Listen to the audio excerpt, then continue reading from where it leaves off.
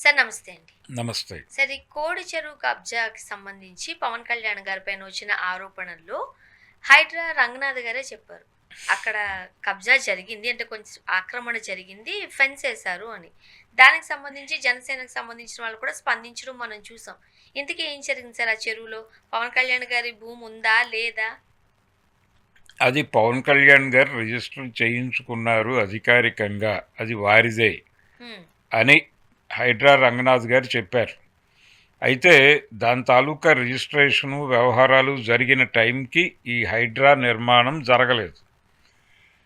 కాబట్టి అంటే అప్పటికి ఈ చెరువులు వీటికి సంబంధించినటువంటి నిర్ణయాలు జరగక ముందు కొనుక్కున్నాడు ఆయన అని చెబుతూ 2014కి ముందు జరిగిన వ్యవహారం అది. సో ఆయన కొనుక్కున్నాడు. ఆయన కొనుక్కున్న భూమిలో 8 ఎకరాలు చెరువు ఉంది. 7 ఎకరాల నుంచి 8 ఎకరాల వరకు ఉంది. మిగిలింది పట్టా భూమి, మొత్తం పట్టా ఉంది ఆయనకి. ఓకే. అయితే అందులో 7, 8 ఎకరాలు చెరువు ఉంది. మిగిలిన ముక్క ఎక్స్క్లూజివ్గా ఉంది. ఈ ట్యాంక్ లిమిట్కి దాటి ఉన్న భూమి కూడా ఉంది. హ్మ్. అక్కడ నిర్మాణాలు చేసుకోవచ్చు, కానీ ఇక్కడ చేయటానికి లేదు. కానీ పవన్ కళ్యాణ్ గారి కంట్రోల్లోనే ఉంది చెరువు కూడా. దాని చుట్టూ ఫెన్స్ వేసేసుకున్నాడు ఆయన, ఇది నా పర్సనల్ ప్రాపర్టీ అని. రేపు పొద్దున ఆ చెరువు మూసేసి అక్కడ ఏదైనా నిర్మాణం జరపడానికి గ్యారంటీ లేదు. ఇది జనాల భయం, ఆందోళన. ఈ ఆందోళన నేపథ్యంలో ఆయన ఏం చెప్తాడు హైడ్రా రంగనాథ్ గారు, ఇది ఆందోళన పడాల్సిన అవసరమేం లేదు, 10 ఎకరాలు ఆయన కొనుక్కున్నాడు. కొనుక్కునే ముందు వెరిఫై చేయించుకోవాలిగా. చేసుకుంటారుగా కదా సార్. డాక్యుమెంట్ తీసుకెళ్ళి లోకల్గా ఎంఆర్ఓ ఆఫీస్లోనూ కూర్చుని, అయ్యా దీనికి ఏమిటి ఇన్ అండ్ డౌట్స్ అని అడిగితే వాళ్ళు చెప్తారు కదా దాని గొడవ ఏంటి అనేది. అంటే అలాగే లింక్ డాక్యుమెంట్లు అడుగుతారు. లింక్ డాక్యుమెంట్స్ అంటే దాని చరిత్ర, ఎప్పుడు పుట్టింది, మొదటి డాక్యుమెంట్ ఎప్పుడు పుట్టింది, ఇప్పటివరకు ఎలా నడిచింది అనేది కూడా చెప్పాలి వాళ్ళు. ఇవేవీ లేకుండానే ఆయన రిజిస్ట్రేషన్ చేయించుకున్నాడా అనేది డౌట్. ఇవన్నీ చెక్ చేసుకున్న తర్వాతే రిజిస్ట్రేషన్కి వెళ్తారు ఎవరైనా. ఏం కాదు మనం మేనేజ్ చేయగలం అనేటువంటి ఒక భరోసాతో చేసినటువంటి పని అది. తీరా దానిలో ఒక చెరువు కబ్జాకు గురైపోయింది అనేది ప్రపంచానికి అర్థమైపోయి ఆయన్ని పోక్ చేయటం మొదలుపెట్టారు. మొదలుపెట్టిన తర్వాత వీళ్ళందరూ రంగంలోకి దిగి ఆయన తప్పేమీ లేదు, ఆయన జెన్యూన్గానే ఉన్నారు, ఆయన ఏ రకమైనటువంటి నిర్మాణాలు చేపట్టలేదు, అక్కడ అనవసరమైన రాద్ధాంతం చేయకండి అని గొడవ చేస్తున్నారు. కానీ హైడ్రా రంగనాథ్ గారు స్పష్టంగా చెప్పింది 8 ఎకరాలు ఆక్రమణే. ఆ ఆక్రమణ విషయం ఆయనకి ముందే చెప్పడం జరిగింది, ఈ నిర్ణయానికంటే ముందే. తను పర్సనల్ లెవెల్లో కలిసినప్పుడు ఎస్టాబ్లిష్ అయింది ఈ ఫ్యాక్ట్స్ అన్నట్టుగా చెప్పాడు ఆయన.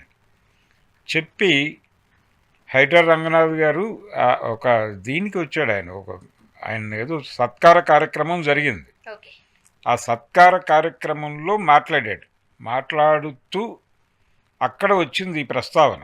ఈ పవన్ కళ్యాణ్ గారి ఆక్రమణ గురించి వస్తే లేదు అది ఒక 8 ఎకరాలు మాత్రం ఉంది అని చెబుతూ దానిలో ఫెన్సింగ్ వేశాడు ఆయన అని చెప్పాడు.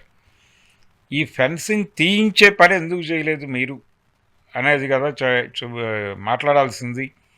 ఒక మీడియా హౌస్కి చెందినటువంటి కుర్రాళ్ళు, తర్వాత ఈ సోషల్ మీడియా యూట్యూబ్ ఛానల్స్ వాళ్ళు వెళ్ళి దాని లోపలికి వెళ్ళి అక్కడ వీడియోలు తీస్తుండగా కొంతమంది వచ్చి వీళ్ళని అడ్డుకున్నారు.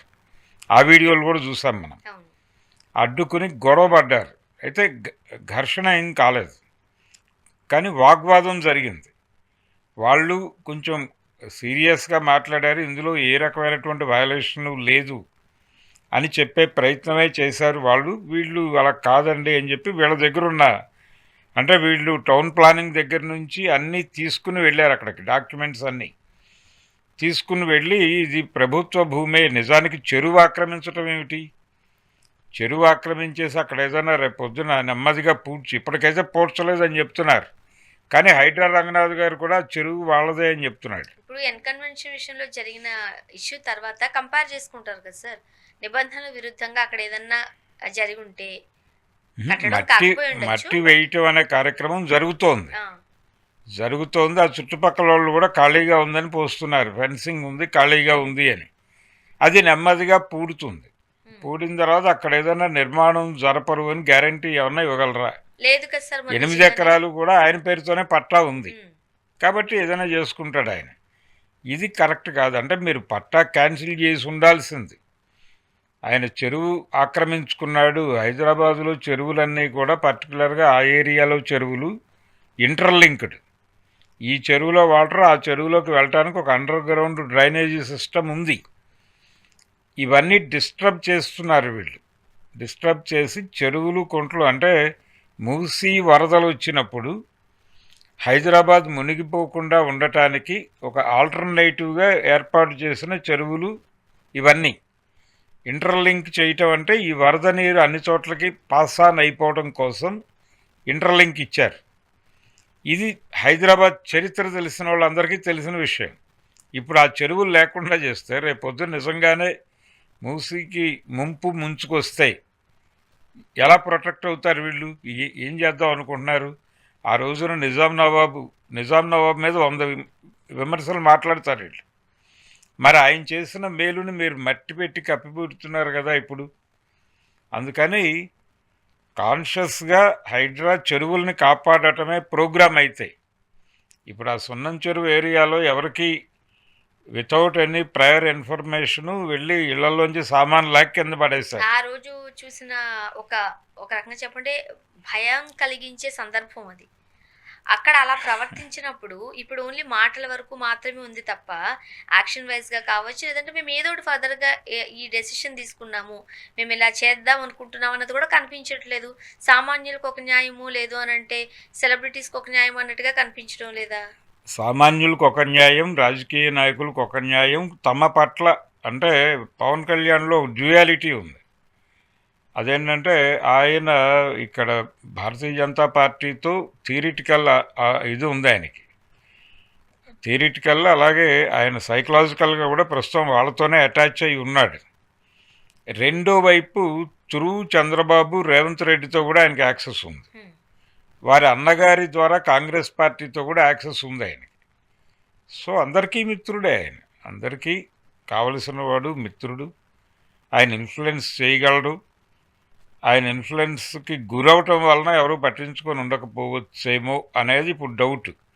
దానికి సమాధానం చెప్పాల్సిన నైతిక బాధ్యత ఉంది ఆయనకి. పవన్ కళ్యాణ్కి ఉంది, హైడ్రా రంగనాథ్ గారికి ఉంది. ఇంకొక రంధ్రాన్వేషణ అనుకోవచ్చు, కానీ వాళ్ళిద్దరి కులం కూడా ఒకటే. అంటే హైడ్రా రంగనాథ్ గారిది, పవన్ కళ్యాణ్ గారిది. బహుశా ఆ ఉద్దేశంతో ఏమైనా చూసి చూడనట్టు వెళ్ళారా అని కూడా ప్రపంచం డౌట్ పడే ఛాన్స్ ఉంది. అందుకని ఏమీ లేదు, రాజకీయం చేస్తున్నారు, ఇకనైనా ఈ వ్యాఖ్యలు ఆపుతారా అంటూ వాళ్ళదైన శైలిలో మాట్లాడుతున్నారు. ఆయన ఫెన్సింగ్ తీసుంటే ఎవరు మాట్లాడతారు? మీకు అది ఎప్పుడో అయిపోయింది. ఇవన్నీ ఫుల్ ట్యాంక్ లెవెల్ ఈ నిర్ణయాలు లేకముందు రోజుల్లో ఆయన కొనుక్కొని ఉండొచ్చు. కానీ ఇది అమల్లోకి వచ్చిన తర్వాత మీరు వెళ్ళి రెగ్యులేట్ చేయాలి కదా ఆయనకి చెప్పాలి కదా, అయ్యా ఇది ఫలానా పరిధిలో ఉంది, ఇక్కడ ఇలా ఉండకూడదు, రెసిడెన్స్ ఉండకూడదు, ఇవన్నీ అర్థం చేయించి అది ఏదో చేయాలి కదా మీరు. దాన్ని టేక్ ఓవర్ చేయటమో లేకపోతే ఇక్కడ వరకు చెరువు ఉంది, ఈ 8 ఎకరాల్లోనూ మీరు వేసిన ఫెన్సింగ్ పీకండి అనైనా మీరు చెప్పి చేయించి ఉండాలి కదా. చూడాలి సార్, ఎందుకు చేయలేదు అంటే ఎక్కడో లాలూచి పడ్డారు అని అనడానికి అవకాశం ఉంది కాబట్టి వాళ్ళే ఇస్తున్నారు సందులు. వాళ్ళు ఇచ్చిన సందులో కూర్చుని విమర్శ చేస్తేనేమో నువ్వెవడివి అంటారు. ఇదొక గొడవ. చూద్దాం సార్. Thank you.